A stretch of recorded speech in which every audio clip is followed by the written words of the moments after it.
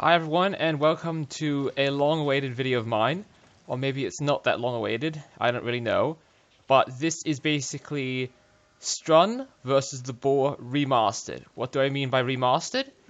Well, I said in one of my previous videos, in fact I'm pretty sure it was my previous video, to this one, that I was basically going to be redoing the review I had of the Strun and the Boar, two Warframe weapons, because, frankly, my opinions have drastically changed, as I said in that one. So, at first, I thought that the Boar was not that good. I kind of bashed on it, and also I mumbled way too much in my thingamajig, and also I didn't get to the point quick enough. So, as you can see right here, I have all the enemies already lined up. And now I can explain again why I like the Boar so much. Because it is just so meaty, and does quite a decent amount of, well, actually, this amount of damage, it actually seems fairly weak against these enemies. Hold on, let me just go back here and check if I actually have any mods installed in it whatsoever. Because I may have just forgot to do that. Yes, I know, me trying to be all professional here, and being completely unprofessional and... Oh, okay, good. So, I have actually installed some mods in it, which I guess just shows just how beefy and strong those heavy gunners and corrupted bombards were. Because I've got a mod in here that increases the multi-shot. And then, as well as that... wait a minute. I'm an idiot. Oh, okay, that's why, yeah. Yeah, I got mixed up. So, the multi-shot for the pistol costs 11 power, mod power, but the one for the shotgun costs 15. So, I'd actually be getting less multi-shot for my buck if I put in the other mod, not vigilante armament. So, actually, I'm kind of smart. So, as you can see, with charged shell and point blank, it adds up to this amount of damage. I'd say that, yeah, that looks around about... Oh, never mind. I got a little confused. I thought that was just 400. No, that's 1,400. So, yeah, 2,000 damage all up, and it could barely scratch those heavy gunners. So that just proves how strong they are. But don't let that make you think that the Strun here is a piece of crap, because it's not. I absolutely love this weapon. In fact, so much that my original Strun, I've put 2 former in. Now, let's check out the Boar. And originally, this thing, as I said, didn't really like it too much, but my opinion has completely changed, and I'll show you why in a few moments. So first off, yeah, you can see here the damage isn't that good, but I've also been told that this is an excellent beginner's weapon, and I'm guessing it kind of is. It's weird, because the thing is, you get this from Uranus. Feel free to insert the joke there. You always can. And, so that means you basically have to go up to that point and get some kind of powerful weapons to already kill the Grineer around there. And you have to kill the Grineer there, mainly the troopers, until they drop this weapon as a blueprint. Or you buy the Wrecking Rhino pack. Don't do it. It's a waste of platinum. You get Rhino, which you can just get so easily from the Jackal. It's been lowered down, so it's actually kind of noob-friendly, because you would be going in there as a noob. It used to just wreck players, but now it kind of wrecks you if you don't stand behind the pillars. I'm pretty sure at one point it even had no pillars to protect you from it. Anyway, enough about that. On to the actual testing we go. And now, before, what I was doing with the Boar, and totally using it wrong, is I was individually firing each shot.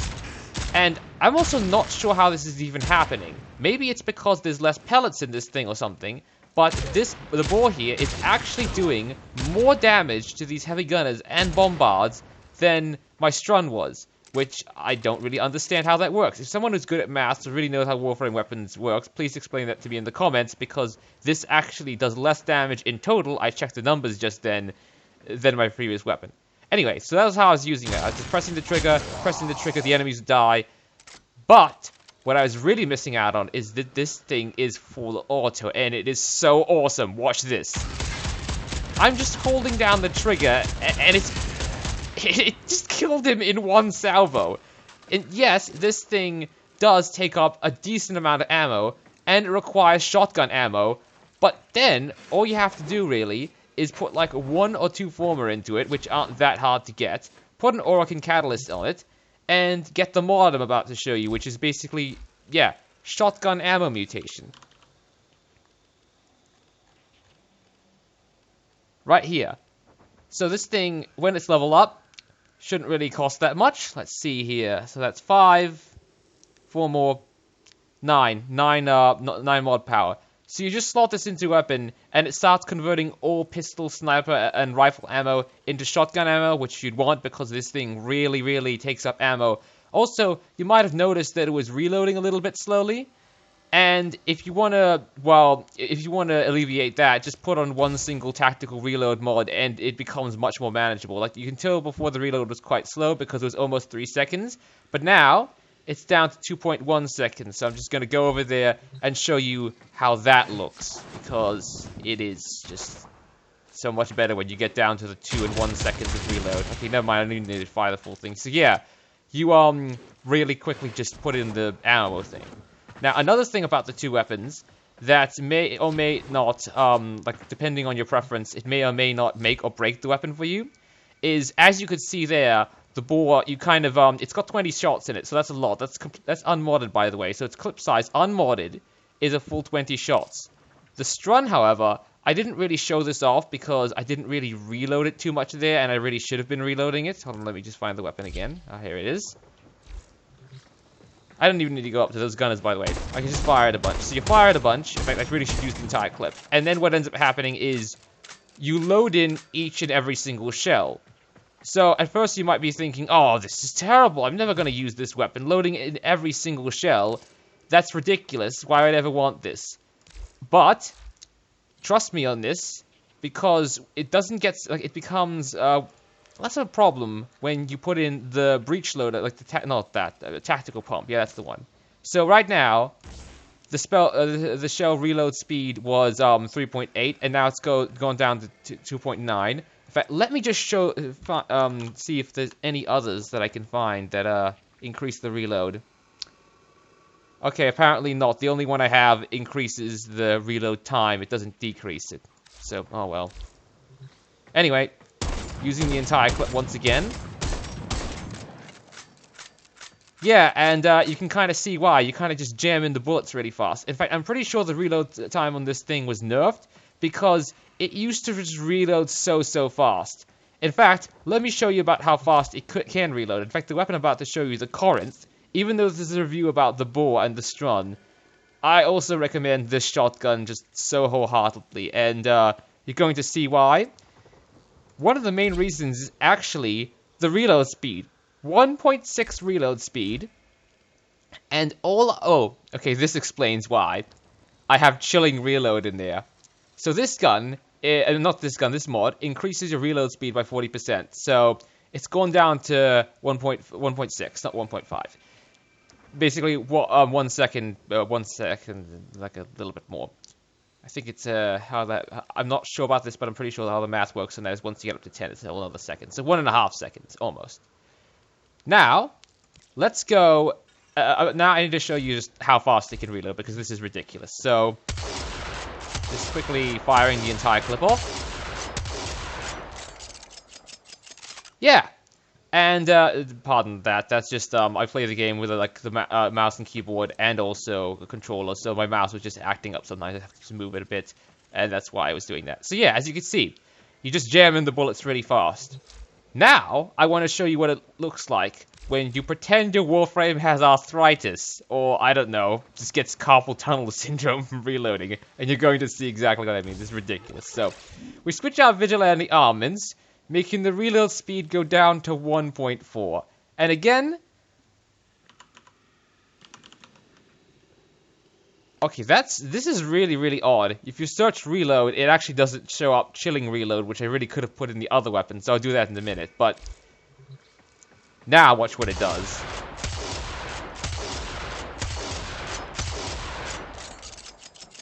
Did you see that? It's basically... It's ridiculous.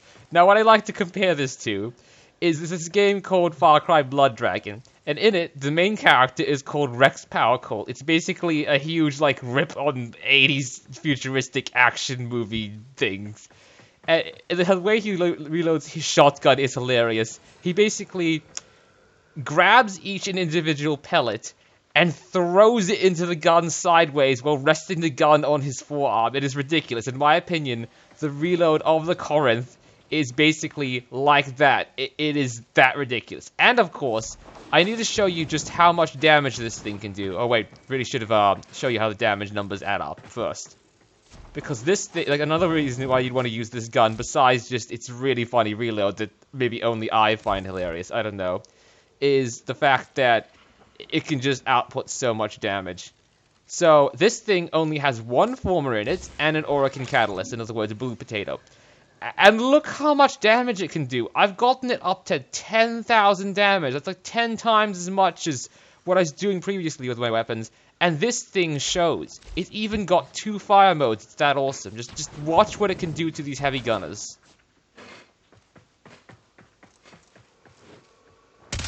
One hit.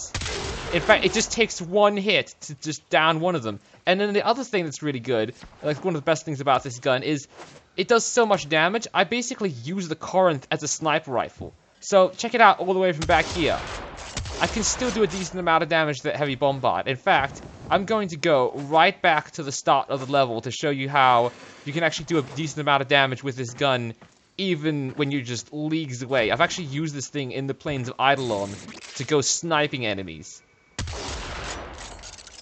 Okay, maybe that's not so good, but let's just try from this pillar. Yep, I'd still call that very respectable damage, because this would be, well, okay, maybe not against these enemies, but let's say they were only level 10 or level 14, you could definitely take them out from that far. And the other thing that's awesome about the Corinth is that it's got an alternate fire mode, so check this out. Yeah, I could kill nearly all the enemies in one shot. One secondary fire shot. So you just press the secondary fire button, and it fires off a bunch of explosive pellets that you have to aim in the air. Or do you? Because I've actually aimed it, like, not even in the air. I've aimed it nearly right there, right next to the floor, and they still explode. But if you wanted, like, a clear fire way of knowing that you're going to hit the enemy, aim at the air.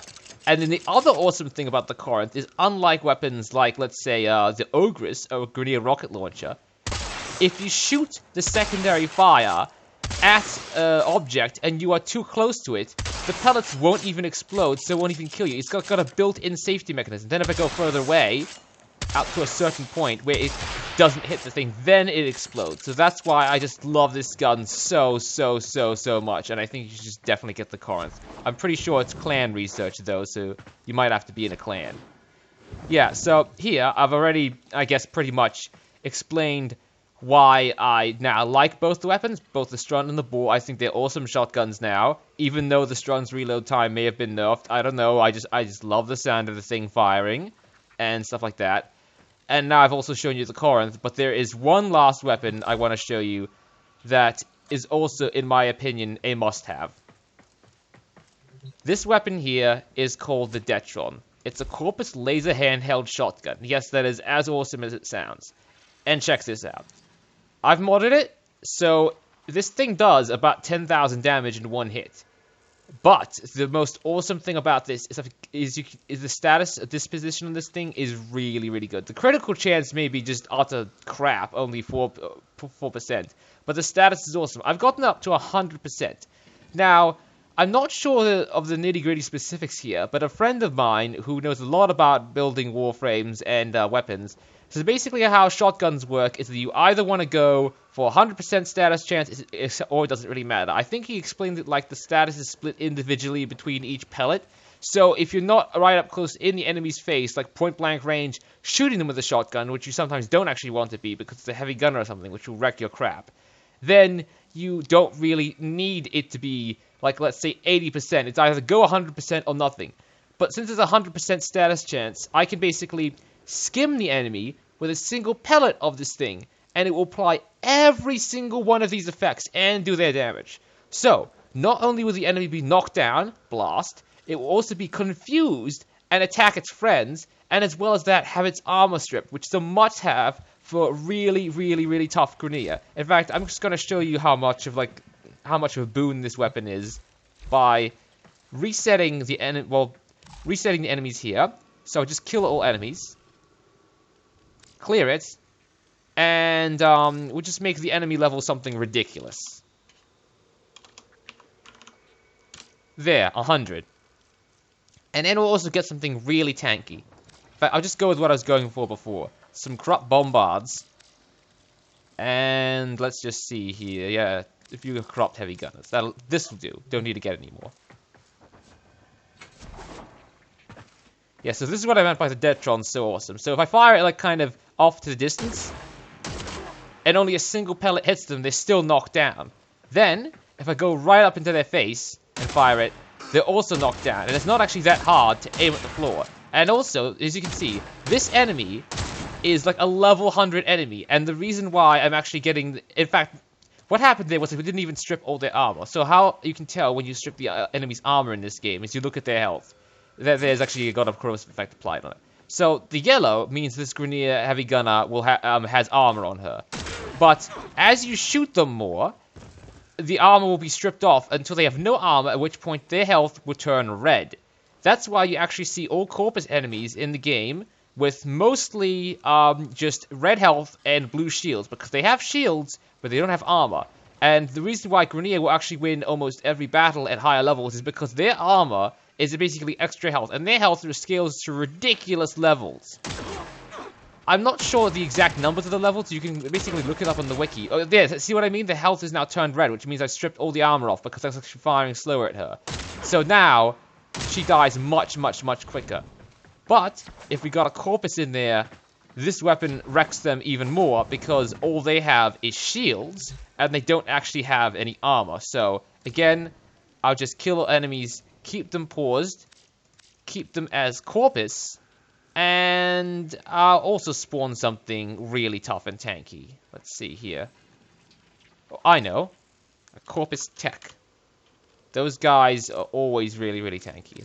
They like get to deploy little shield ospreys to protect themselves and that kind of stuff. Oh, I guess I spawned the heavy gunners as well, but who cares? They're right here. Yeah, so as you can see, in about just 2 shots, it reduces their shield, and then they... Oh, interesting. So apparently at this level, everything is so tanky that it doesn't make a huge difference. I guess the Corpus here have just a huge amount of health and shields anyway. I bet though, if I reduce the enemy level to something much lower, in fact I'm going to do that right now, like around enemy level 30, then it wouldn't be the case, and the Corpus would just die really, really fast. So, just quickly type that in. 30 is a kind of good way to... Okay, maybe not 30. I better actually go up to 50 because I forgot how powerful this weapon is, so it will just probably just kill them all. If I do that. Oh, that's why. I didn't kill the heavy gunner. That's why the Corpus... Damn it. Oh, me and my forgetfulness. Now I actually need heavy gunners around. No, I wish I didn't kill them all. So, let me just spawn a few. Maybe you don't actually need the Corpus to all be dead either. Bombards too, why not?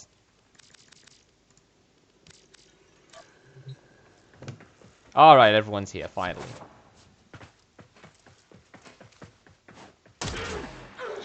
Yeah, so against the heavy gunner, it's still very deadly. Against the Corpus, 2 shots! Yeah, so when you get to really high levels, the health doesn't make that much of a difference. But, I mean, 2 and 3 shots, when you're versing enemies as tough as these, it really does make a difference. You really do want to be killing them as quick as possible.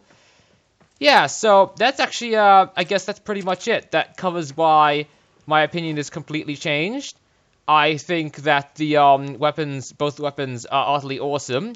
And why I think you should get them all. And yes, I mean all of them, all 4 of them. I really think you should get the Detron, the Detron, the Corinth, the Strun, and the Boar. Oh, yeah, one last thing. This Detron here, you're wondering how you get it? You're wondering how you get all the weapons? Corinth, I'm pretty sure is clan tech. Strun, you buy it off the market for 25,000 credits. That's it. You don't even have to build it. It just comes straight off the market. It's awesome. Boar, you get off Uranus. Feel free to make the joke again. The Detron, you have to kill a lad v Zanuka Hunter. So, let me just quickly explain how that works. And just go back to... my ship.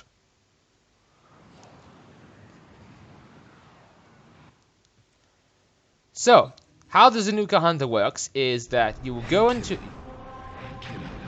Never mind that. That's the spoilerish jump scare that sometimes appears. I wasn't even scared this time because it's happened enough that I basically just ignore him now. He's basically made me kind of, I don't know, a little less worried about his jump scare.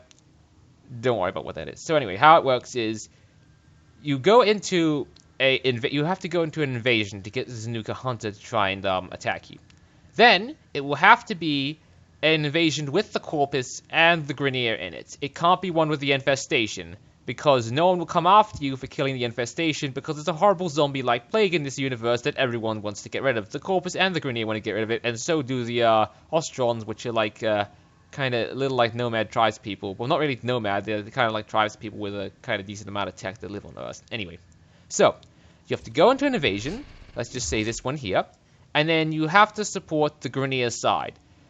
But this is going to probably take a long time for you to get to Detron, so don't just support the Grineer just to support the Grineer. Like, let's say these are these two rewards here. Let's say you really want field drones and you're building some kind of Corpus weapon. Go ahead and support the Corpus, because if you support the Corpus, the Grostrak 3 will come after you and they get you a Grineer shotgun, so no matter which side you support, a kill squad will be sent after you, where if you kill the kill squad, you get a shotgun from them. So, for the Grineer, it's the Brak, and for the Corpus, it's the Detron. So, what you want to do is instead just go into this little tab here and look at all the invasions and see what they give you. For example, this one is one you might actually want to do. You can get a Dara Vandal if you support the Corpus, or Twin Vipers if you support the Grineer. You will need a bunch of parts to build this, and you only get one part from this, but you can also trade the parts for platinum and sell them. So, what you would do is you support the Grineer 3 times, and then a lad V, this guy here, will get all mad that you're helping his enemies. The thing is, this is kind of, with Alad V, it's kind of out of context, because the Zanuka Hunter he sends at you, he should only be sending at you in the past. So in the past, Alad V was kind of the spokesperson for the Corpus and was meant to do deals with Grineer. He's basically business relations dude, and he just, like, I don't know what he did. I think he went and, swore at the Grineer, called them nasty names, and told them they were terrible business. He did something that royally got under their nerves. So what they actually did is they declared war on him because before, the Grineer and Corpus still hated each other, but they were like, for the sake of business, I guess we'll help each other.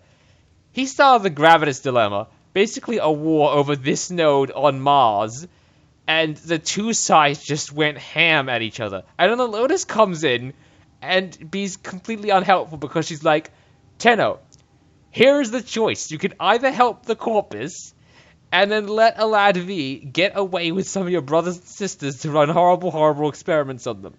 Or you can side with the Grineer and they'll become so much more powerful in the solar system and probably rule a bunch of it.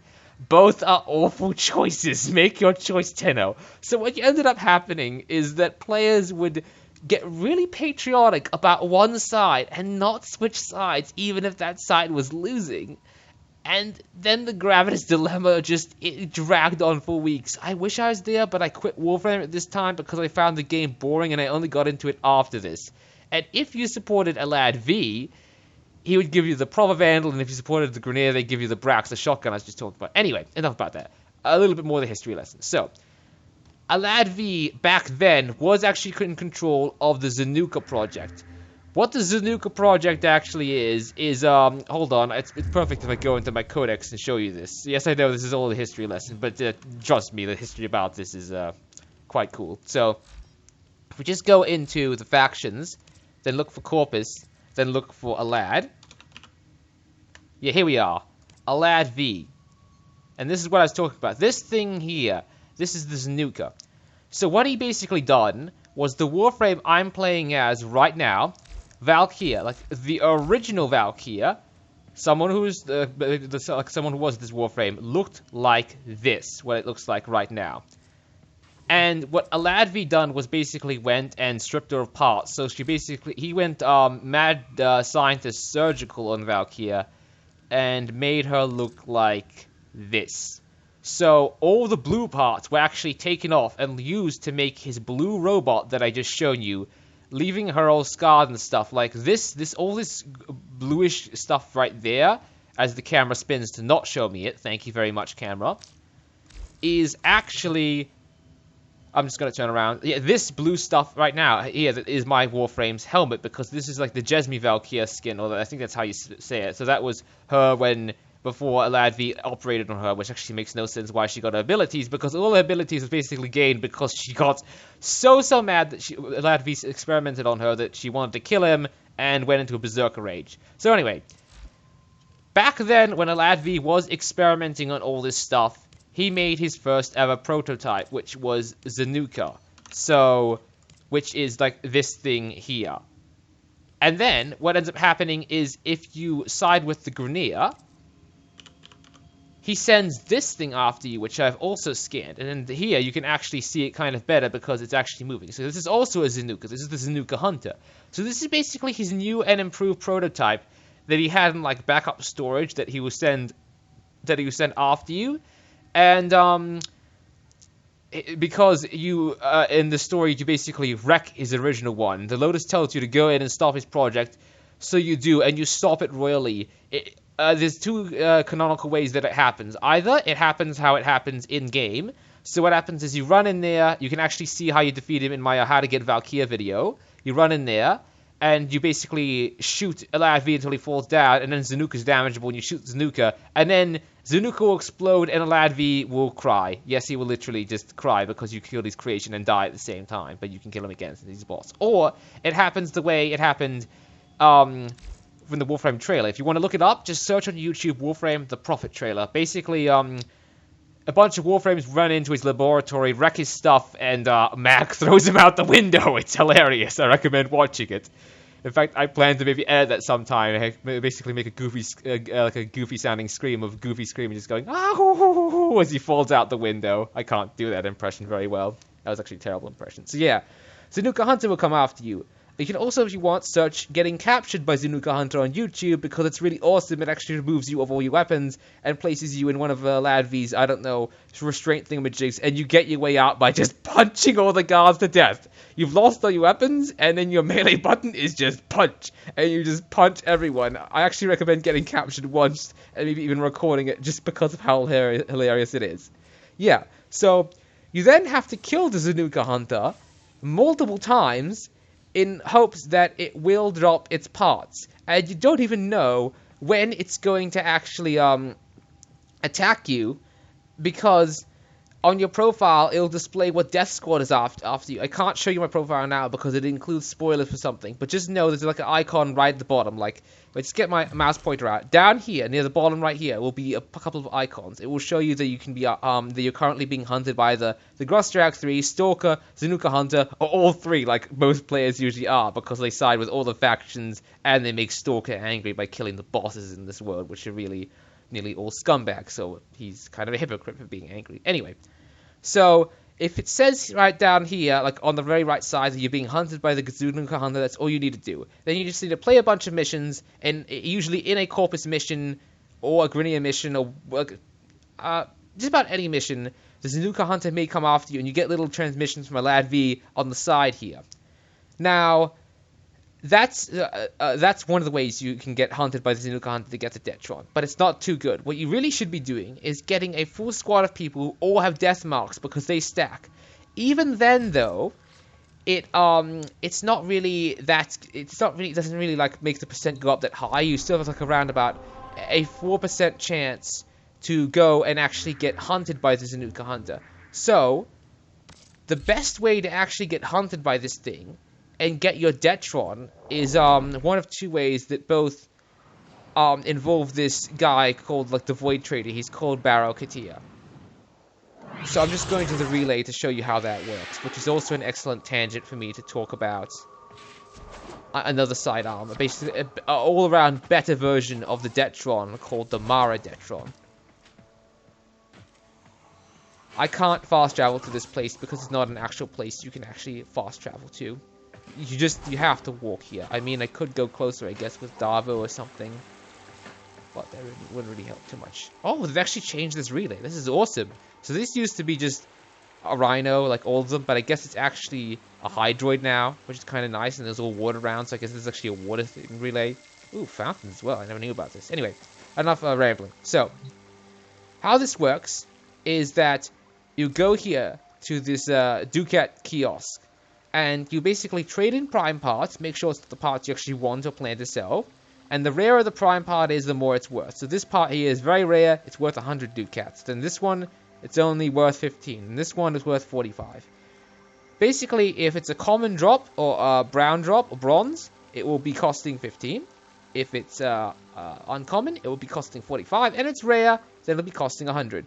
basically, what you have to do is you have to select these, and then sell them to Barrow Katia, and you get ducats. This is a currency that only he trades in, so it's actually probably some kind of Ponzi scheme. Basically, Ponzi schemes are basically like giant scams. You can look them up if you want. It probably is that, because honestly, it'd be better off if you could just trade him the actual prime piece without needing a currency that only he buys from, that only he buys, and that means he's also choosing the worth of it, which means he may be actually scamming you, but I guess kind of not really, because he's just a fictional character in the game. Anyway.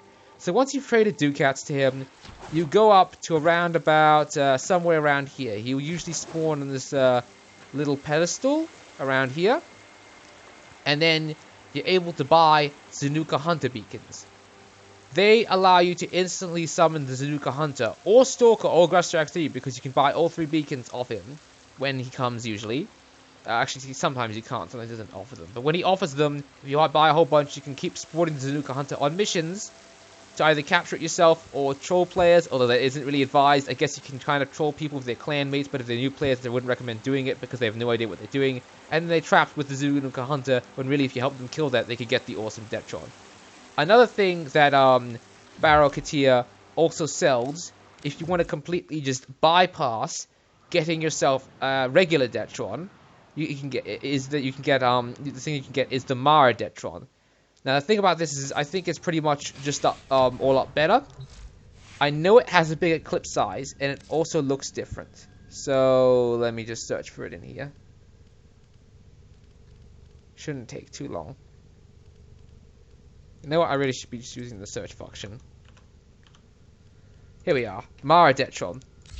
Yeah, so I know it's kind of hard to see here, but one of the effects it actually has is like this lovely glowing effect, kind of like waves are going across it, and this will just continuously happen across the Detron. I wish my character would stop doing the idle animation for it. And as you can see, it looks quite different depending on how you color it. I've got 3 colorations here, and the original coloration kind of does look yellowish, orangish. In fact, that's the original coloration right there. I don't want to change it back because wait. I just realized I made it look like a Dorito. Yep. Oh. Okay, so apparently Warframe has changed the original colors, so that's what it should be looking like. But now instead it looks like I've got curry splattered all over my gun. Oh well, I'll be editing, not editing, but later on I'll be doing my fashion frame and trying to get this gun to have a good red look to it again, because that does not look good in my opinion. Anyway. So, the Detron, Mara Detron has about 1 more clip size, you can see here. I've got it about the same status chance. It's got more critical chance, which is basically nothing. I mean, it's doubled its critical chance, but what's 4% to 8%? Still nothing. It doesn't matter. Status is still really high. Reload speed, I'm pretty sure, is actually less as well. And damage is around about the same. This thing, it costs, I think, around 400 ducats. But you can also trade for it with players who already have it. You may need to pay a lot of platinum, and I'm talking around about 400. So yeah, that's how you get this thing, and actually would wholeheartedly recommend getting the Mara Detron, because then you don't have to wait for the ludicrous drop chance of the ludicrous drop chances of the original Detron, because it takes me months to get. It was a huge pain in the ass, but it's worth it because both Detrons look so different. I like the guns, I've leveled them up both, and you also get a mastery experience from it. Yeah, so thanks for watching this review. I know it went ages. I know I went on heaps of complete tangents, but at least I didn't ramble as much before. At least I got my points across, and at least I had fun telling the absolute crazy story of how Lad V screwed over both the Corpus and the Grenier and got himself thrown out a window. So, yeah, as I said, bye for now. Hope you enjoyed watching, and I hope you watched one of my next videos.